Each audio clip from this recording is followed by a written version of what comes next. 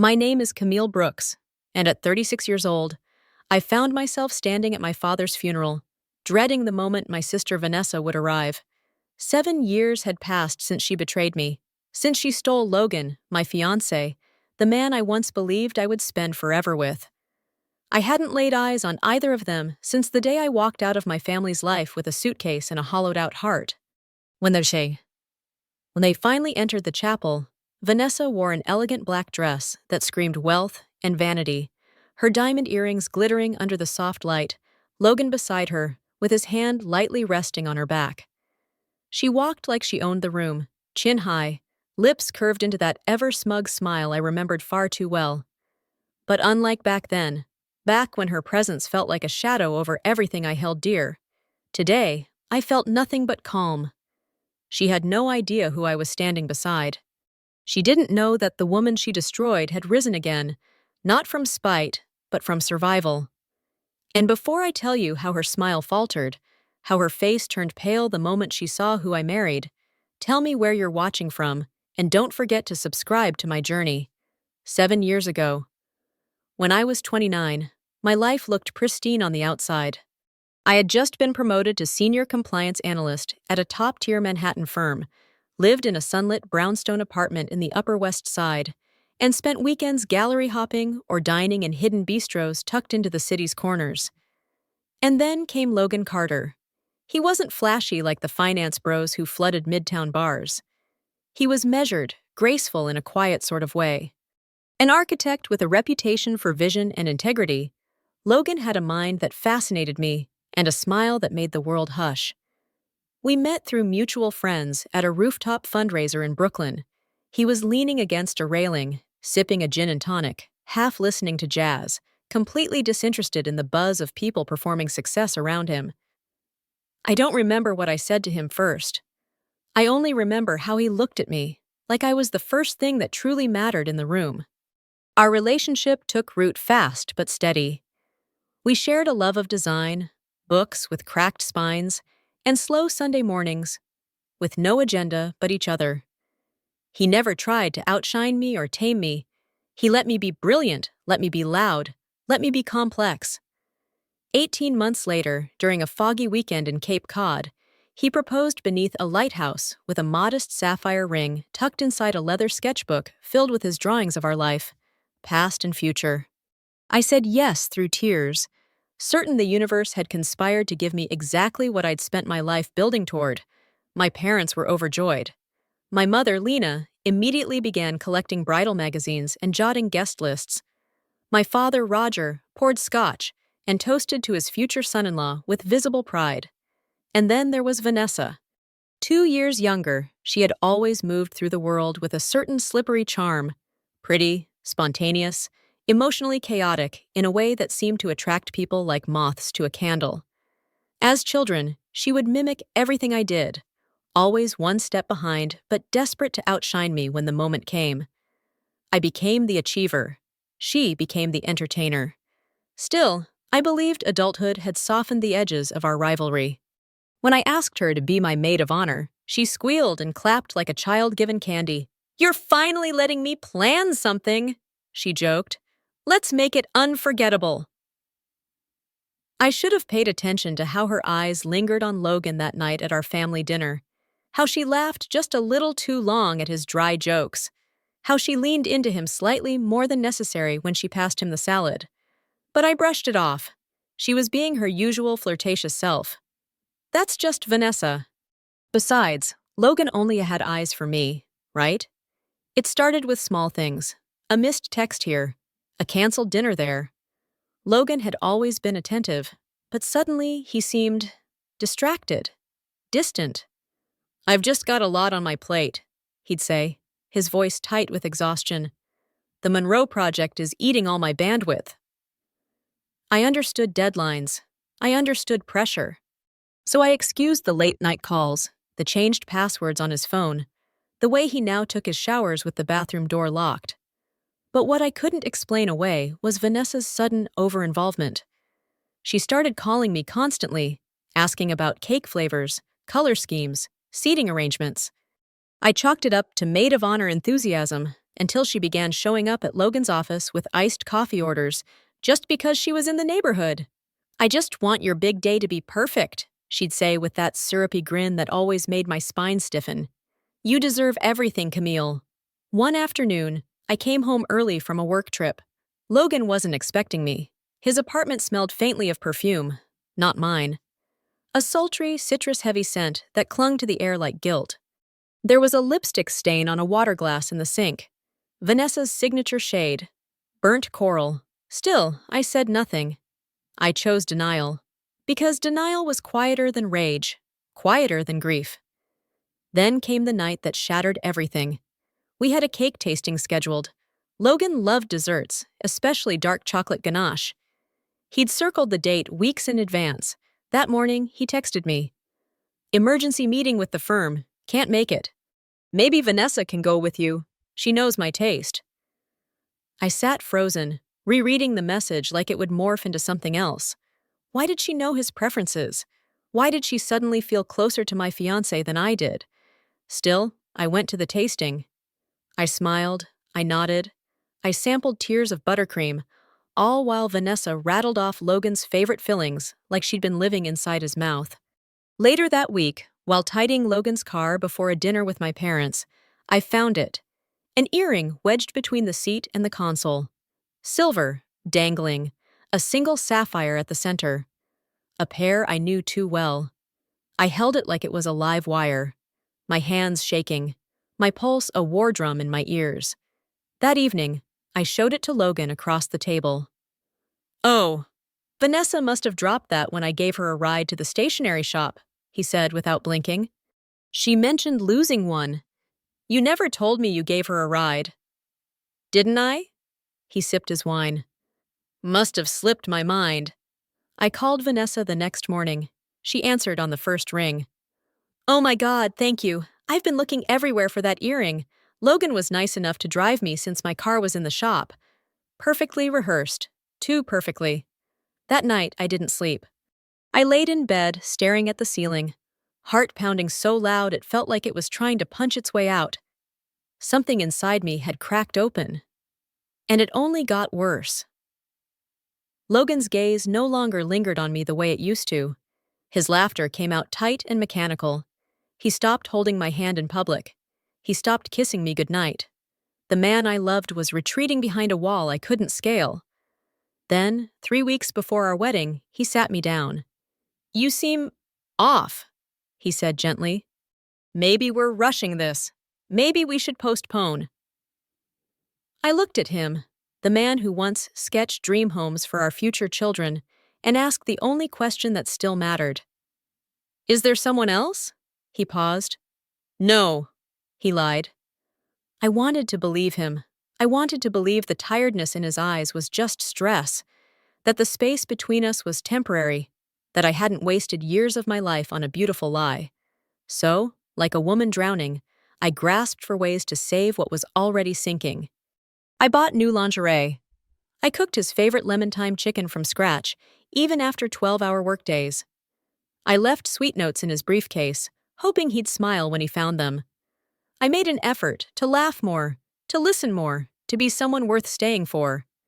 But Logan had already left the room long before his body ever did. Then, one night, I woke up alone in bed. Again. The clock read 2:47 a.m. The house was silent, too silent. I padded down the hallway in bare feet and paused outside the guest bedroom. Light under the door, and voices. His voice, whispering, I know, soon." I didn't open the door. I didn't confront him. I simply turned around, climbed back into bed, and laid there, eyes wide, as the truth finally settled over me like a shroud. The next morning, I did something uncharacteristic. I made a plan. I decided to surprise him at work. I stopped by the deli near my office and picked up his favorite sandwich, pastrami on rye, extra mustard, no pickles. I texted Margot, his assistant, to say I was dropping by. She didn't respond. My father called just as I was pulling into Logan's office parking garage. "You eating enough, Camille?" His voice carried concern. Your mother's worried. She says you sound faded. I almost laughed at that. Just pre-wedding stress, Dad, I said, forcing a brightness I didn't feel. I'm actually surprising Logan with lunch right now. Good man, that Logan, he said. Better be treating my girl like a queen. I murmured something in agreement, then hung up.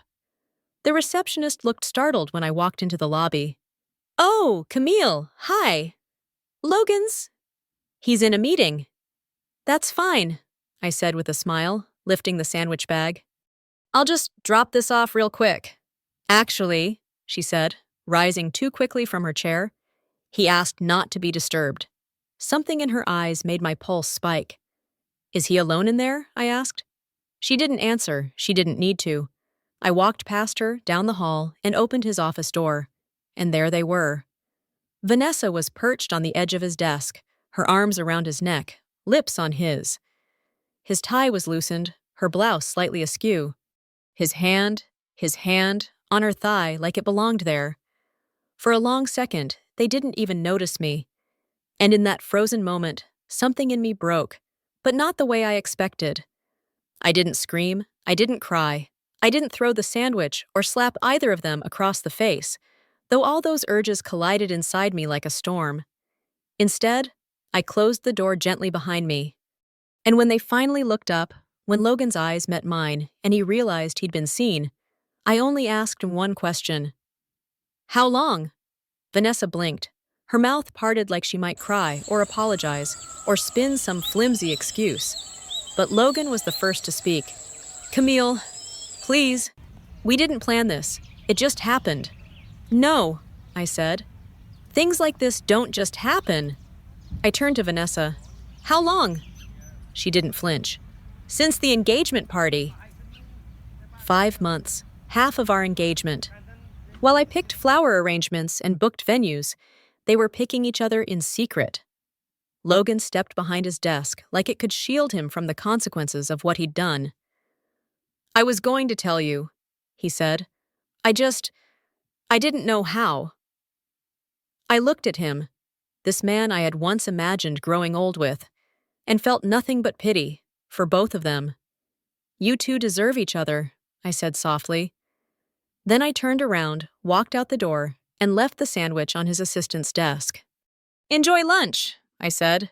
You might want to warm it up. It's gone cold. Grief doesn't always come in sobs. Sometimes it comes in silence, in the long, hollow hours after you've been shattered, and no one even knows it yet. When I got home that day, I didn't answer calls. I didn't turn on the lights.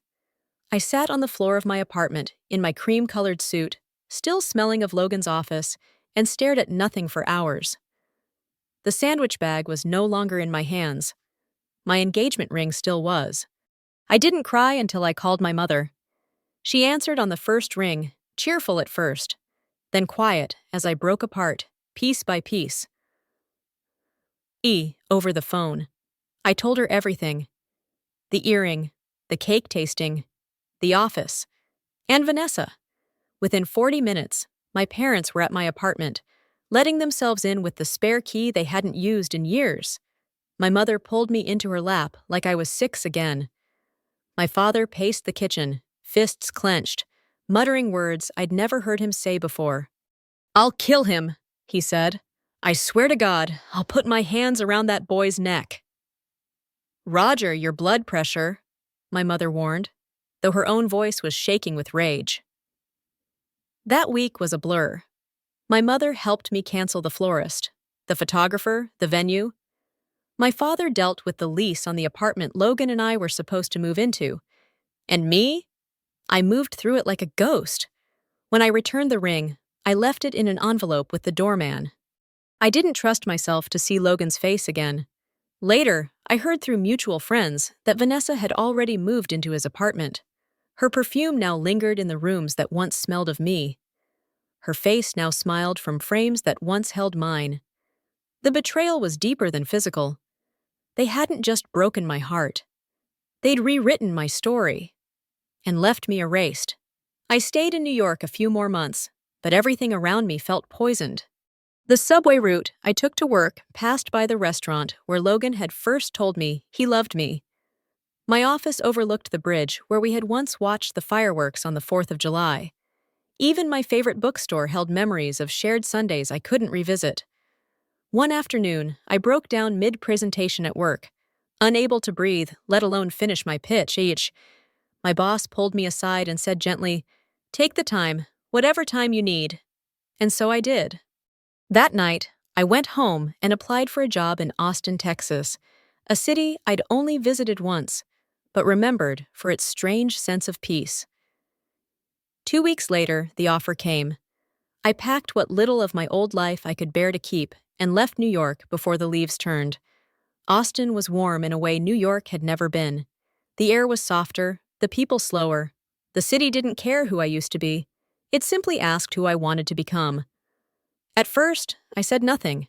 To anyone. I went to work. I came home. I avoided social invitations. I let the silence cocoon me. Then one morning, during a compliance workshop hosted by a green energy startup, I met Elias Maddox. He wasn't like Logan. There was no bravado, no polished charm. Elias had the kind of presence that didn't demand attention. It earned it. He wore navy polos and scuffed boots, and when he spoke about his solar initiative, his voice cracked with real, unfiltered passion. We spoke briefly about risk mitigation. He handed me his card. I almost didn't keep it, but something about his eyes stayed with me. A few weeks later, he reached out, said he had a few questions about regulatory changes, asked if I could spare 20 minutes over coffee. I agreed, mostly out of curiosity. That coffee became a walk. That walk became dinner. That dinner became the first time I laughed, truly laughed, in over a year. And somewhere between talking about carbon credits and road trip playlists, I realized I wasn't just surviving anymore. I was coming back to life. 2 years after I moved to Austin, my life had become unrecognizable. In the best way. I was now a senior compliance advisor at a firm that respected my voice. I owned a small but beautiful home with hardwood floors and ivy that curled up the back fence. I'd started painting again on weekends, something I hadn't done since college. And Elias? He had become my quiet constant. He never rushed me, never asked me to forget. He just showed up, every time. He remembered my birthday before I told him. He learned the way I liked my tea. He never asked about Logan unless I brought it up. And when, one night, I finally told him everything, about the engagement, the betrayal, my sister's eyes on the man I loved, he didn't offer platitudes or pity. Instead, he said, "They may have taken your piece once, but they don't get to keep it." We got married the following spring. Nothing extravagant. Just 30 people, under strings of lights in Elias's mother's backyard outside San Antonio. I wore a soft silk dress and no shoes. My father cried when he walked me down the aisle. My mother, ever the poet, leaned in just before the vows and whispered, "You look free," and I was. Until the phone call came. It was a Thursday. I was preparing lunch when my phone buzzed with a text from my cousin. "Call me. It's about your dad." My breath caught. I pressed the number with trembling fingers. "Camille," she said, her voice cracking. "Uncle Roger's gone. Heart attack. He didn't make it." I sat down slowly at the kitchen table, heart hammering against my ribs. I hadn't spoken to Vanessa in years. After the wedding, she'd sent a hollow congratulatory email. We hadn't had a real conversation since the day I found her wrapped around Logan's neck. I asked my cousin if Vanessa knew. "Yes. She's making the arrangements, but, Camille, I think you should come home. I think he would have wanted that." Elias came in to find me staring at the countertop, fists clenched. He didn't ask. He just wrapped his arms around me. "Whatever you need," he said. "I'm here." I hadn't been back to Long Island in over 7 years. And now, I was flying there to bury the father who once told me I was being dramatic. "Maybe she didn't mean to hurt you," he'd said when Vanessa first confessed to loving Logan. But grief has a strange way of distilling things. I didn't want revenge. I didn't want closure. I didn't even know what I wanted. I just knew I had to be there. And I wouldn't be going alone. We arrived on a gray Sunday. rain tapping against the taxi windows as we pulled into the cemetery. I wore a fitted black coat, my hair tied neatly at the nape of my neck. Elias was beside me in a dark suit, his hand warm in mine. The crowd had already started to gather under the canopy. My father's former clients, his golf buddies, a few neighbors, some faces I remembered, most I didn't. And then, I saw her, Vanessa. She stepped out of a sleek black sedan, arm in arm with Logan. Time hadn't changed her much. She still looked like someone you'd see in a magazine. Polished, poised, perfectly calculated. Her dress was designer, her makeup flawless. But her eyes betrayed something else. A brittleness, an exhaustion that shimmered just beneath the surface. She scanned the crowd and froze the moment she saw me. And then her gaze dropped to Elias. Tall, calm, confident, his hand resting gently on the small of my back. Her lips parted, just slightly. And for the first time in all those years, Vanessa Brooks looked unsure of herself. It wasn't the black dress that caught her off guard. It wasn't my presence. It was him, the man she didn't recognize yet, but soon would. The man who had once dismantled Logan Carter's entire career, and the man I now called my husband. The ceremony itself was a quiet blur. Words were spoken, tears wiped away, umbrellas clutched tightly in the drizzle. My father's photo stood framed on a small table beside the casket, smiling, strong, proud. I stood beside Elias, silent, composed. My mother occasionally reached for my hand. But my eyes? They kept drifting toward Vanessa. She looked over her shoulder more than once. I could feel her confusion simmering, the tension in her posture, the way her grip on Logan's arm had stiffened. When the service ended and people began to file out toward the reception at my parents' home, I stayed behind with Elias to lay a single lily on the casket. "Want to skip the chaos?" he whispered gently. "No," I said. "I think it's time." My childhood home hadn't changed much. Same blue shutters, same creaky porch swing. But inside, the atmosphere was heavy, choked with low conversations, casseroles on every surface, and the dull clinking of silverware on paper plates. Elias moved with natural ease through the room, offering quiet condolences, fetching tea for my mother, helping my father's old friend into a chair. I saw Logan watching him from across the room, his expression tight. And then Vanessa approached. "Camille," she said, voice carefully measured. "Can we talk?" I gave her a cool, polite nod and followed her into the sunroom. Glass walls, no secrets, but enough distance from the crowd. She turned to face me, arms crossed, trying to hold whatever composure she had left. "Who is he?" she asked. "My husband," I replied. "I figured that out," she said, eyes narrowing. "But who is he?" Before I could answer, Logan stepped into the doorway and froze. Elias had followed us, his gaze flicking from Vanessa to Logan with quiet recognition. "Well," Elias said, his voice steady, casual. "Logan Carter, been a long time." Logan paled. "Foster?" Elias offered a calm smile. "Still remember me, huh? You should.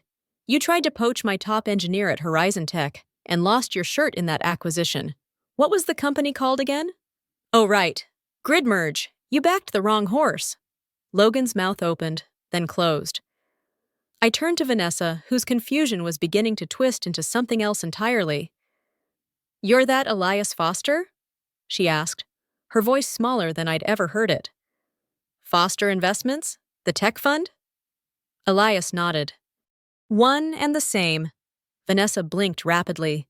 Her hand tightened on her wedding ring like it could anchor her. "So you married him?" Logan said to me, with something between awe and resentment.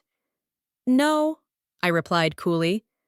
"I married someone who sees me, who respects me, who builds with me, not behind my back." Logan looked like he wanted to speak again, but Elias stepped forward. "If you're thinking of pitching me a collaboration," Elias said, tone sharper now, "save it. We don't invest in companies that burn people to climb." Silence filled the room. I didn't gloat.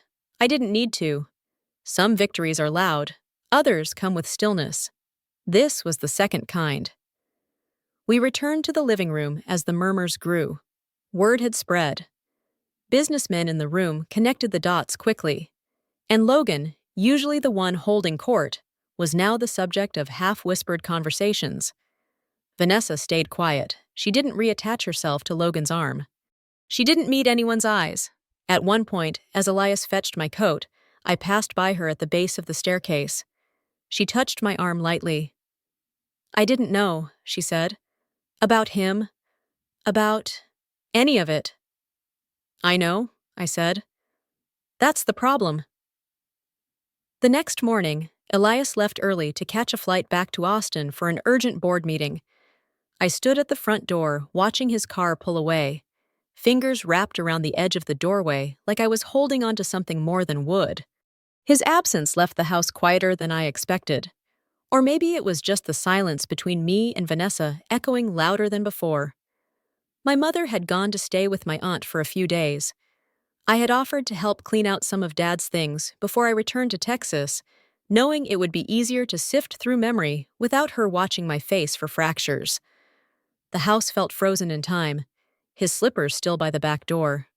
His notepad open on the kitchen counter with a grocery list in messy all caps: milk, eggs, batteries. I spent the morning in the den sorting through drawers and old files. I found letters he had written but never sent. One addressed to me, dated the year after I left. It was short. "Camille, I was wrong. I see it now. I hope someday you'll come home and let me say it to your face. Love, Dad." The ink had bled a little at the bottom of the page. I didn't know if it was water or tears, but I pressed the letter to my chest and whispered, "I'm here now." That afternoon, while packing up a box of photo albums, I heard the doorbell. When I opened it, Vanessa stood there alone. No car in the driveway, no Logan. "Can I come in?" she asked quietly. We sat at the kitchen table. I made tea the way Mom always had. She held the cup but didn't drink it. "I'm leaving him," she said after a while. "Logan?" I didn't react. I should have left years ago. But pride is a hell of a prison. "You don't have to explain," I said. "But I want to," she replied. "You deserve that much." She told me everything, how their marriage had crumbled slowly beneath the weight of resentment and control, how the glamour was all a show, a curated mask for a life built on fear and debt. Logan's firm was collapsing. Their house was leveraged to the edge. He monitored her spending, her calls, her calendar. She wasn't living. She was surviving. "When you walked into that funeral with Elias," she paused, voice trembling, "I thought I'd won, Camille. 7 years ago, I really believed that. But sitting across from you yesterday, I realized you're the one who got the life worth living." I didn't say anything at first. The silence stretched, not angry, just full. Then I asked the question that had lingered in the back of my mind since that day in Logan's office. "Why?" Vanessa didn't dodge it. She looked straight at me. "Because I wanted to be you. I always did. And I thought if I could take what you had, maybe I could finally feel like I mattered. But it didn't work. It never does." I nodded slowly. "I'm not asking you to forgive me," she added. "I'm just asking you to believe that I want to change." "I believe you," I said. "But change takes time. So does trust." We didn't hug. We didn't cry. But when she stood to leave, she turned and asked, "Can we try again? As sisters, maybe not friends yet. But something." I nodded. "We can try." Weeks later, back in Austin, I stood in the nursery we'd been preparing for months. Elias was painting the final wall, a soft, calming green, and I rested my hand on the swell of my stomach. After years of struggle, tests, and disappointment, we were finally expecting. I thought of my father, of the letter, of the moment I forgave him without needing to say it aloud. I thought of Vanessa, of the hard, clumsy path she had just begun to walk. And I thought of myself, not the broken version I once was, but the woman who had risen from ruin and built something strong in its place. This child would never grow up around betrayal, never be made to feel second best. They would learn what real love looked like, And I would make sure of it. Some scars stay with you, but they don't have to define you. Because sometimes, when the dust settles, the most broken pieces become the foundation of something unshakable. If you've ever been betrayed by someone you trusted, someone you loved, just know, your story doesn't end there. And sometimes, the life you're meant for begins the moment you think everything is over. Thank you for listening. If this story spoke to something inside you, don't forget to like, leave a comment, and subscribe for more journeys of resilience, healing, and unexpected redemption. Because pain doesn't get the final word. You do.